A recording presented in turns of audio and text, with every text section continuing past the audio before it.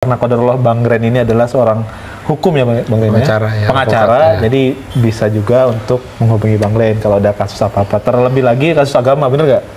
Ya kalau ada ya untuk mualaf-mualaf yang kena persekusi gitu kan, yang disekap keluarganya, kan banyak kejadian seperti itu yang diintimidasi keluarga, ya feel free tuh kontak hubungin saya gitu. Ya. Free Bang? Free.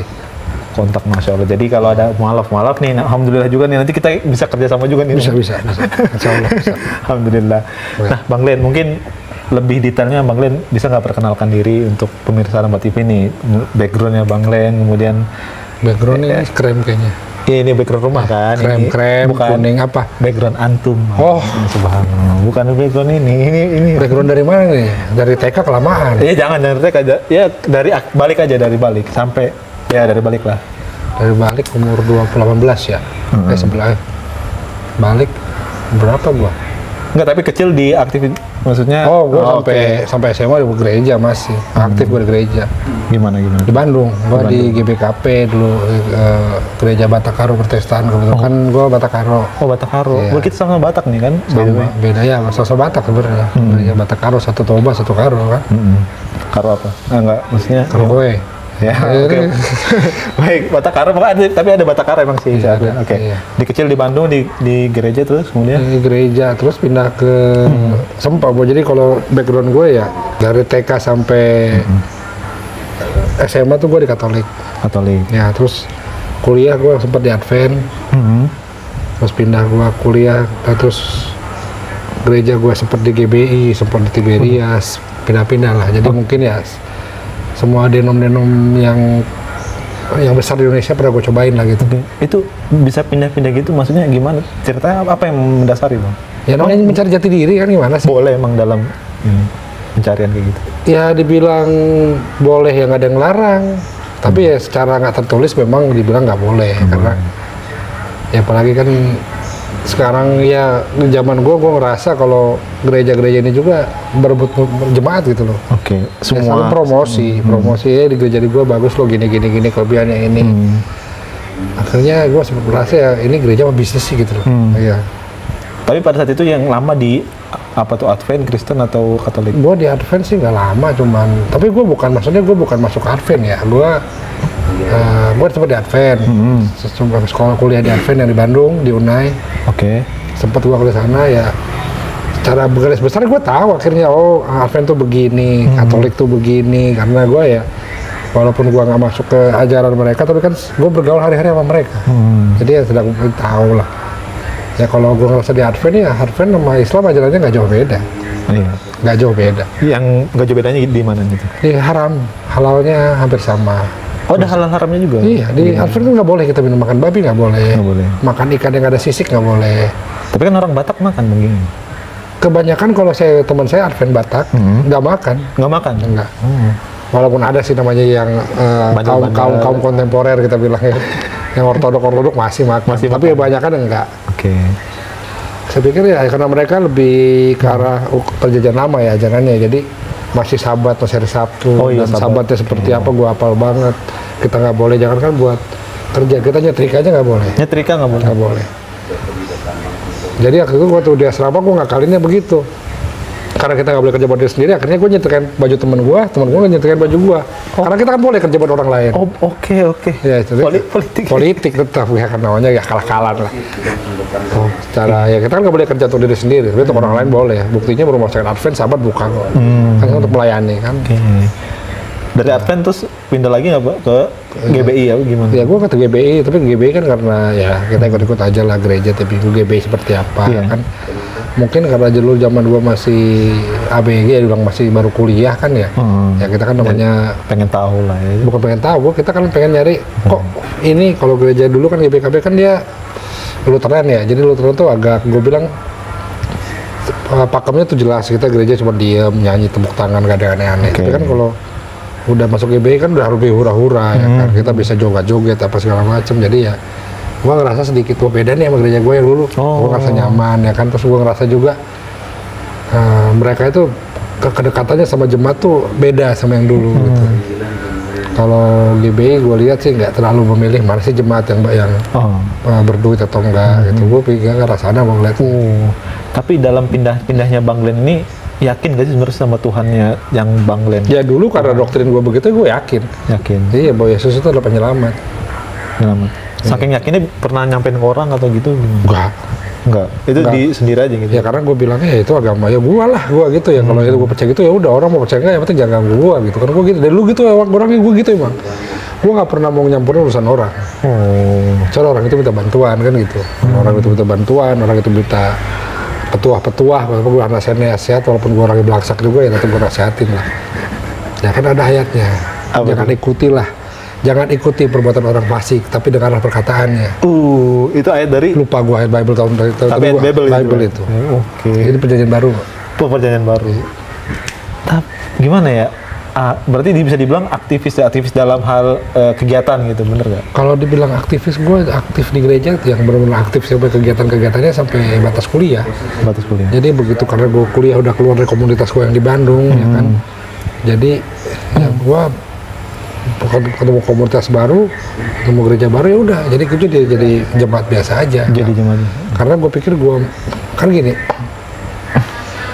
Yang gua agak jeleknya dari gereja-gereja yang Lutheran itu yang udah punya per distrik apa gitu bilangnya, per daerah-daerah.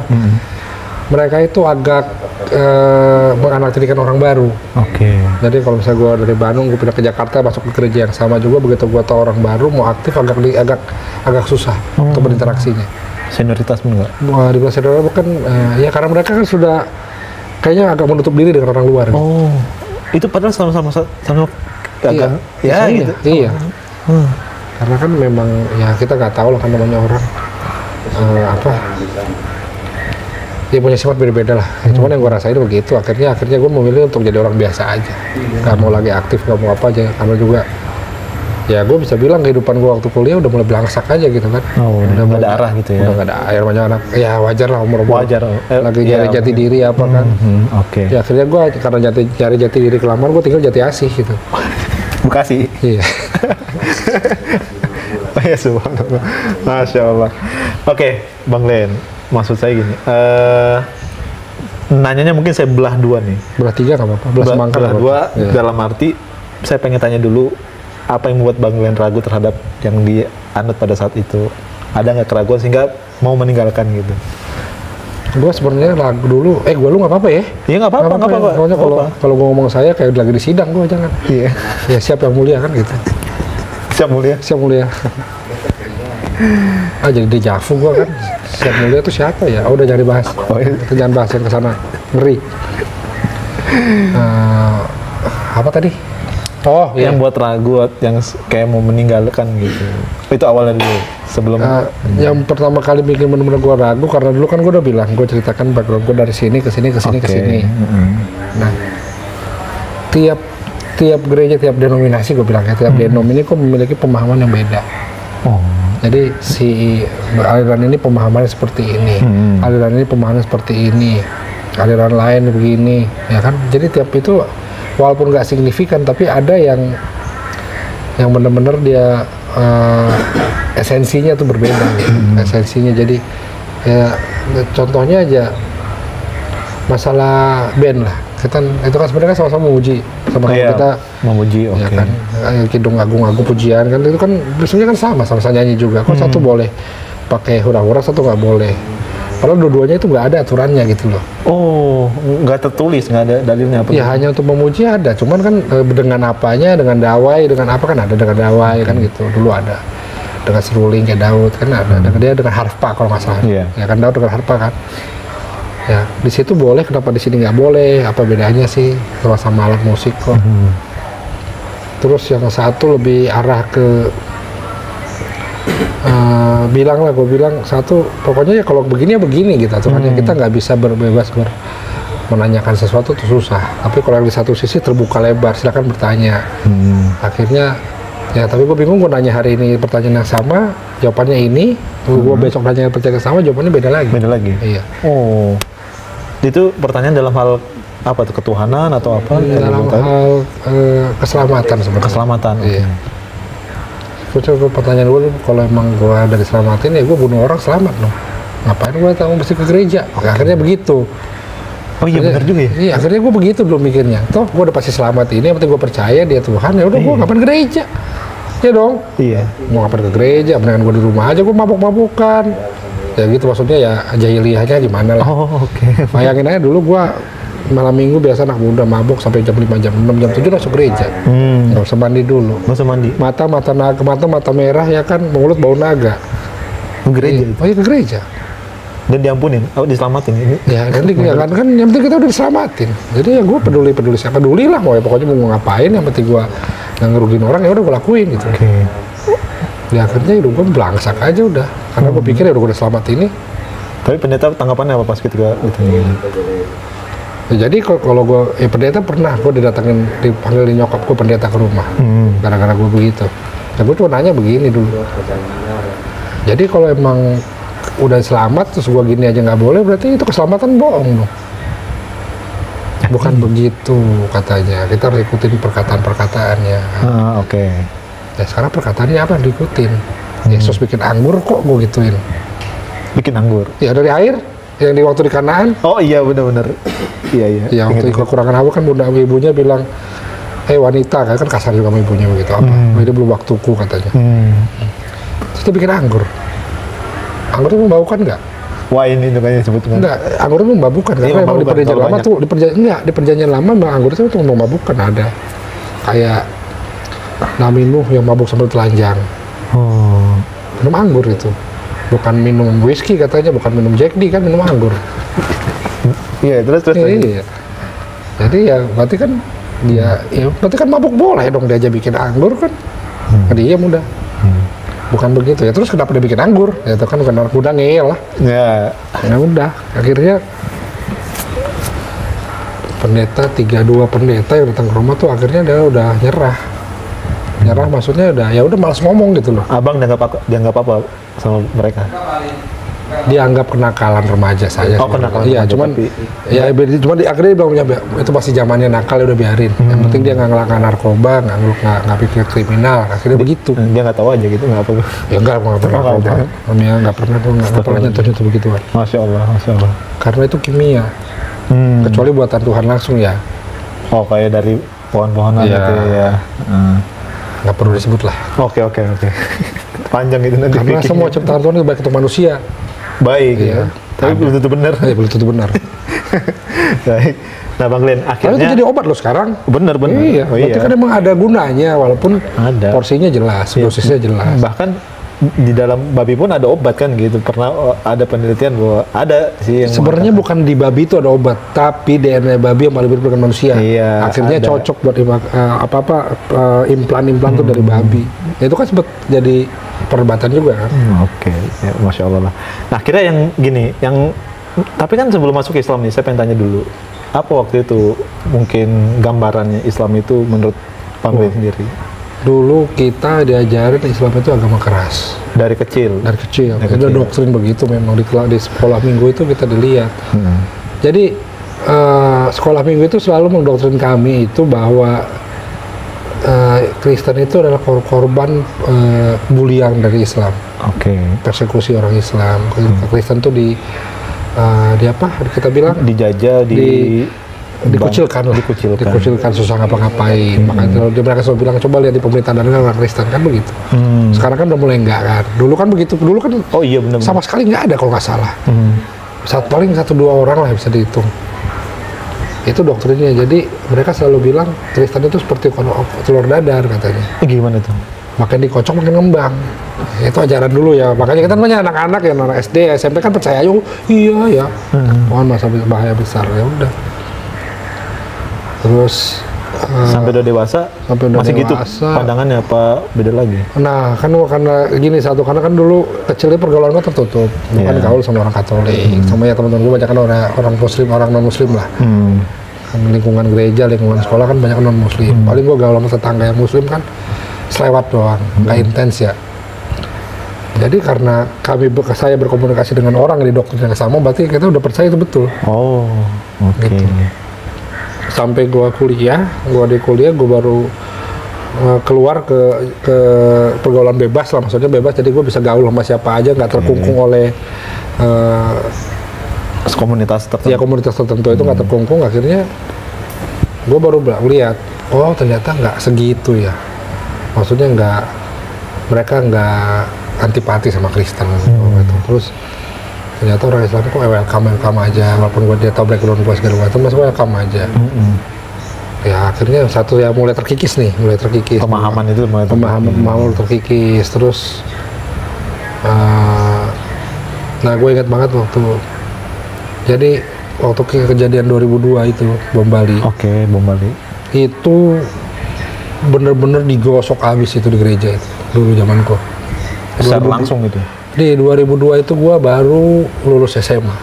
Jadi gue masih di Advent, itu digodok habis, digosok habis itu. Lihat kan, emang itu ajaran mereka keras, jihad. Jadi paham kami dulu tuh jihad itu emang harus bunuh orang gitu loh. Dan itu dibolehkan di Islam dulu itu, karena satu kan kami nggak tahu apa-apa, kedua juga kami dibilang guru kami begitu, yang kami anggap lebih pintar, ya udah kami ya aja. Tapi kesini, apalagi waktu gua udah mulai ribut sama bini gua yang dulu, gua udah merantau ke daerah yang mayoritasnya muslim. Di daerah Sulawesi kan, di Makassar. Gua mulai diajar-ajaran sedikit-sedikit, gue bergaul. Jadi pure gue waktu di Makassar itu gaul sama orang muslim semua. Mayoritas. Karena di Makassar itu mungkin gue susah nyari baru Batak itu. Oh iya lah. Susah gue nyari. Maksudnya kan tetap dong, kalau namanya kita merantau, kita harus cari komunitas kita dong. Betul. Itu yang diajar orang tua kita ya. Ya kan, cari orang yang sefrekuensi. Bukan sefrekuensi, maksudnya. Karena mereka selalu ngajarin ya, kalau lo orang dimanapun ketemu orang Batak itu saudara lu gitu loh. Jadi ya gue nyari dong. Ternyata gue nyari biasa kalau nyari Batak paling gampang di Lapo kan. Gue nyari Lapo nggak ketemu. Ya sempet akhirnya ada memang, tapi udah berjalan lama. Ya udah akhirnya gue bergaul sama orang sana dan welcome. Dan mereka itu ngajarinnya ya pelan-pelan. Ngajarinnya pelan-pelan. Nggak langsung kayak mau ngajak gitu, nggak langsung, nggak maksa, nggak. Malah ya. Diterangin Islam ini begitu, Glenn. Islam ini begini, Glenn. Sebenarnya sih backgroundnya sebelum gua ke Makassar, gua waktu di Jakarta juga udah. Jadi ada satu kejadian nih, walaupun percaya nggak percaya ya. Jadi waktu itu gua masih main proyek. Gua itu diguna-guna orang katanya. Jadi gua itu sama sekali nggak bisa nggak bisa mikir. Terus ini gue nggak bisa nutup nih, lidah gue keluar terus. Ini terus. Gue dibawalah ke Cirebon, ketemu Ustadz. Itu masih Kristen? Masih Kristen. Di Rukiah? Tahu gimana? Ya gue nggak tahu dibilang di Rukiah atau enggak, pokoknya gue dimasukin ke musola. Jadi itu Ustadz itu punya pesantren, dia punya musola sendiri, punya ruang itu sendiri, gue dibawa masuk. Udah gitu gue dibaca, waktu itu gue masih awam banget lah, sama sekali awam. Dia baca apa aja gue gak paham pisan, mau ngomong apa kayak gue gak peduli lah, yang penting gue sembuh, gue pikirkan. Terus gue bener-bener ya itu percaya gak percaya, gue lihat yang guna-guna siapa, gue dikasih lihat. Iya, walaupun itu mungkin gak halu gue atau apa ya, akhirnya dari gue sembuh memang di situ. Jadi gue itu penyakit gue aneh, pokoknya setiap gue mau keluar rumah gue demam, sakit, lemas banget. Tapi begitu gue gak kemana-mana gue sembuh. Begitu gue di dalam kamar aja gue sembuh, tenang, santai, main game apa bebas. Begitu gue rencana mau kerja nih, langsung sakit drop. Penyakit apa yang bisa milih-milih waktu coba? Percaya nggak percaya ya? Iya. Penyakit apa yang bisa milih-milih waktu? Dia tahu gue mau keluar gitu loh. Itu aja gue maksain, gue dipaksa orang, gue ke Cirebon, lo nyetir, akhirnya gue nyetir sendiri. Itu yang dikata orang di sebelah gue itu, gue nyetir udah 160, gue bilang masih 60 ini, masih pelan, tapi sepeda udah tinggi. Gue suruh mundur, pokoknya ketemu Ustadz, dan di Ustadz itu gue nanya, gue ingat banget pertanyaan gue di Ustadz itu. Yesus itu di Islam apa sih? Hanya gitu? Iya, Yesus itu buat Yesus itu dalam Islam dianggap apa sih? Ustadz itu ngomong dan bijaksana sekali ngomongnya. Dia ngomong begini, iman seorang Islam tidak lengkap kalau tidak percaya mengimani Nabi Isa alaihissalam, dibilang itu Yesus. Bedek langsung di situ. Akhirnya gue cari tahu di situ, udah mulai gue baca Isa itu apa sih? Dari kalimat itu jadi literasi. Jadi literasi itulah dasar kalimat awalnya, gue akhirnya belajar. Masya Allah. Gue belajar. Sampai belajar. akhirnya itu ke tahun 2015 itu. 2015. Lama ya? Iya. Kan lu syahadat tahun 2020. 2020. 2021. Itu kemana aja itu? Maksudnya berapa tahun itu selang waktunya bisa mau syahadatnya tahun segitu? Jadi sempat gue di Sulawesi mau, jadi waktu itu gue belajar kan, maksudnya gue juga belajar bukan karena gue bukan baca. Gue orangnya tuh suka baca sebenarnya. Gue orangnya tuh nanya. Oh, gitu nanya. Gue misalnya pertanyaan gue tanya, pertanyaan gue tanya, gue selalu begitu. Akhirnya banyak orang gue tanya-tanya nih, orang ini yang ini nanya-nanya. Jadi dulu gue itu di Makassar hidup di satu daerah yang punya masjid besar, yang dia di aliran tertentu gitu. Gue lupa nama alirannya, tapi dia itu memang Islami. Cuman waktu itu dia ini welcome banget, baik segala macam apa. Cuman yang bikin gue satu akhirnya itu kok mundur nggak jadi syahadat di situ. Ngerasa nggak beres ada yang gini gue mikir kok ini orang. Jadi apa dulu gue nggak tahu zaman jadi habis sholat isya nih ngumpul semua di masjid, dia kayak berzikir tapi joget-joget pakai kendang apa gitu. Itu yang sempat viral itu mungkin ya. Dulu ya. Oh iya. Tahun dulu itu. Tahun dulu. Gue pikir kalau gue kayak gini bedanya sama Kristen apa? Kristen juga. Iya. Oke. Nah, bener kan nih?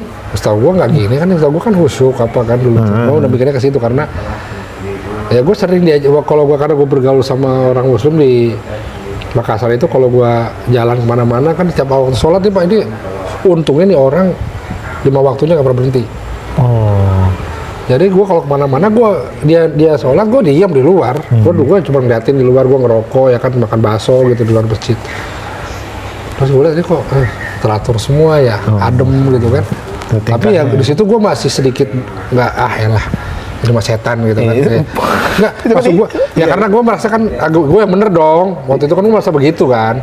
Jadi sempat gue tanya sama Ustaz itu, sempat gue ada pergumulan, bahasa Kristen banget ya, pergumulan ya, apa namanya, gejolak hati. Oke. Ya gue sempat bergejolak ya gitu. Akhirnya gue balik lagi ke Kristen, walaupun gue nggak pernah gereja lagi. Gue udah nggak pernah gereja lagi semenjak itu. Cuman di hati gue masih pikir ya berarti ini cuma cobaan gitu kan.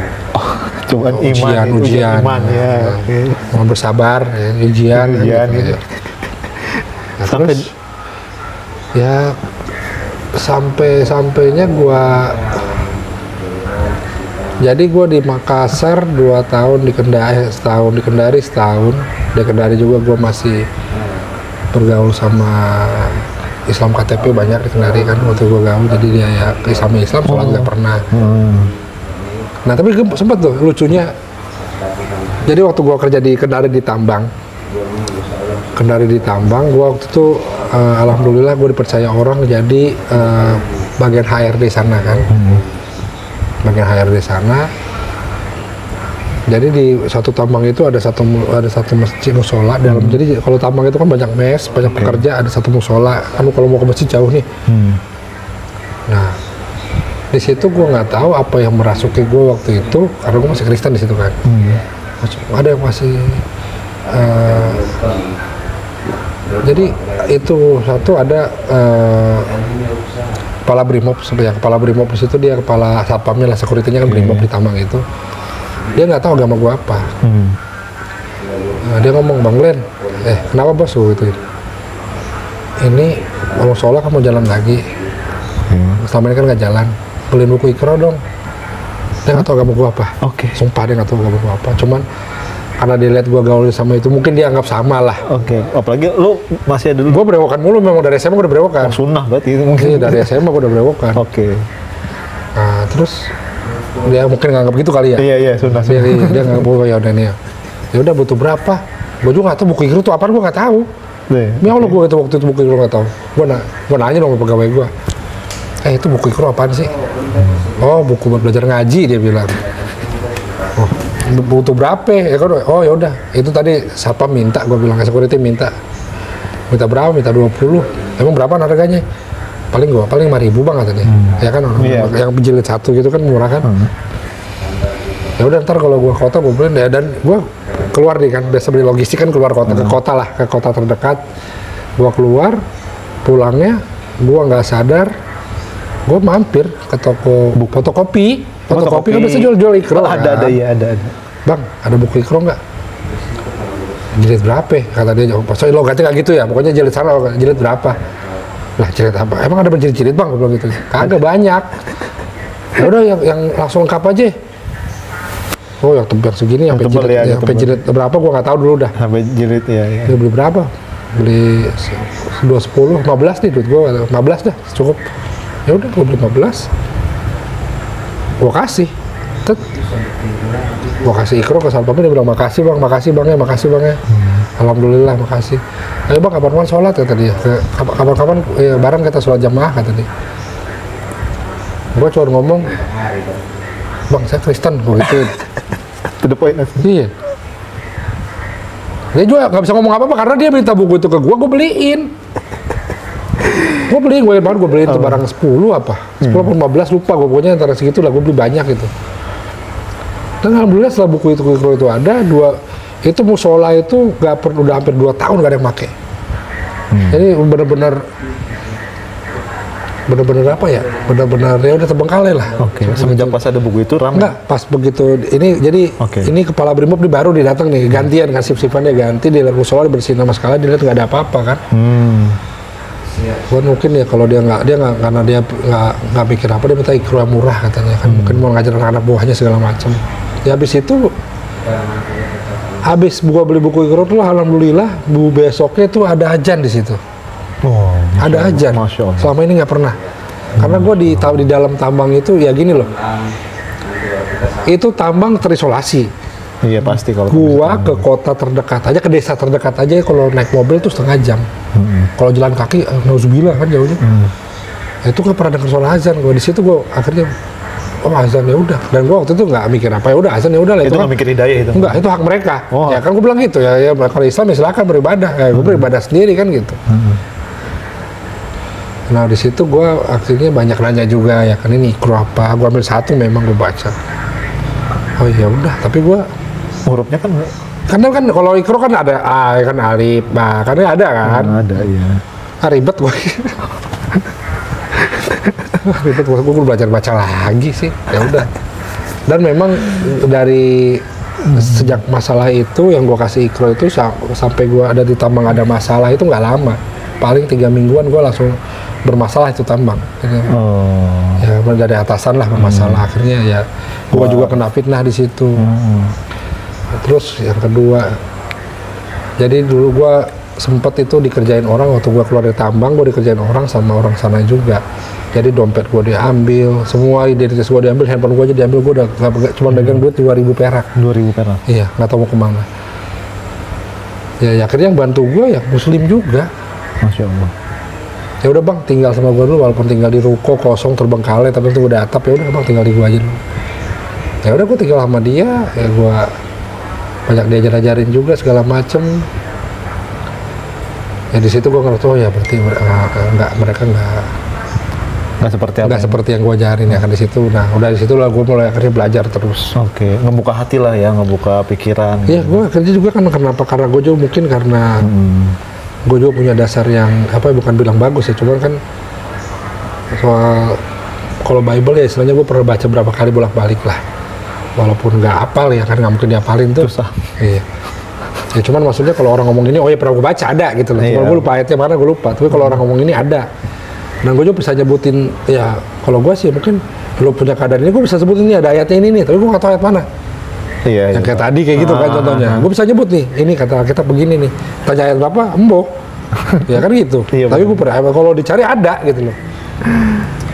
Jadi begitu gue belajar dan gue nanya ke siapa, gue akhirnya dulu itu gue bukan nanya ya, gue dikasih linknya. Pertama gue nonton tuh Dokter Zakir. Itu tahun itu waktu gue masih waktu itu gue masih di Makassar. Masih di Makassar itu, jadi udah di Kendari. Di Makassar gue Dokter Zakir naik, balik ke Kendari karena ke tambang gue hidupnya jahiliah lagi. Pulang dari situ gue dari Kendari gue balik lagi ke Jakarta, ke Bandung kan. Di Bandung karena gue tinggal nggak ada kerjaan segala macam, ya gue kerjanya nonton YouTube. Zakir naik. Terus gue nonton juga, ya kan gue nonton, gue baca ini siapa sih. Pertama gue ngamuk dengar kata-kata dia. Siapa tuh? Zakir naik. Gue dengar gue ya ngamuk dong. Oke. ini kebohongan ini, karena kan gue baca Alkitab nggak begini. Bukan baca Alkitab, sorry. Karena pendeta gue nggak begini. Kata pendeta nggak begini? Iya, bukan kata, kalau Bible emang bener dia bilang. Tapi kata Alkitab gue nggak begini. Kata pendeta gue nggak begini. Gue pernah mengamuk. Gue apa ya? Memberontak lah. Orang nggak beres nih. Hujat ini Allah. Tapi gue makin penasaran. Jadi setiap dia keluar link baru, kan gue subscribe tuh. Gue subscribe ya. Lu subscribe itu? Ya gue subscribe. Rajin banget ya. Dulu gue banget gue yang subscribe itu Lentera Islam. Lentera Islam? Iya. Kan ini semua kan jadi naik dulu kan? Iya benar-benar. Iya, itu lampu Islam apa lampu Islam? Lampu ya? Lampu Islam. Iya, pokoknya lampu Lentera kan sinonim itu. Iya, gue subscribe. Subscribe. Kayak kira nonton YouTube itu? Iya. Ada link bahkan udah gitu gue padahal kalau gue hujan ngapain gue subscribe sih? Iya. Iya dong. Nggak logika kan? Iya benar. Tapi kan gue penasaran ini orang mau ngomong apa lagi sih, mau ngujat apa lagi sih gitu kan? Ya akhirnya gue subscribe, gue notifikasi dia muncul terus kan, baru ya. Ini gue nonton makin masuk akal nih, bener juga. Terus gue bisa ngapalin ayat segala macem. Dia bilang Islam itu lebih Kristen daripada orang Kristen. Kaget gua, kenapa? Terus dia bilang, ya karena Yesus sunat kami disunat, Yesus puasa kami puasa, dan dia bersujud kami bersujud. Bener, ya udah. Habis itu baru gua akhirnya percaya, dan habis kejadian itu kan gua diungsikan ke Bali nih. Ke Bali udah disuruh menyokap gue suruh tinggal sama pendeta gue. Di isolasi Karena dulu gue punya sepupu di Bali itu pendeta. Jadi dia bilang udah si Glenn bukain usaha di sini, rame tempatnya segala macem. Benar, gue dibukain sama nyokap gue bukain kedai lah, gue bikin jualan nasi goreng apa. Hah? Rame kedainya. Kodor lu enggak? Kodor lu enggak. Kodor lu enggak. Mungkin kalau rame lu bakal betah kali. Iya, kodor lu enggak rame. Sepi banget.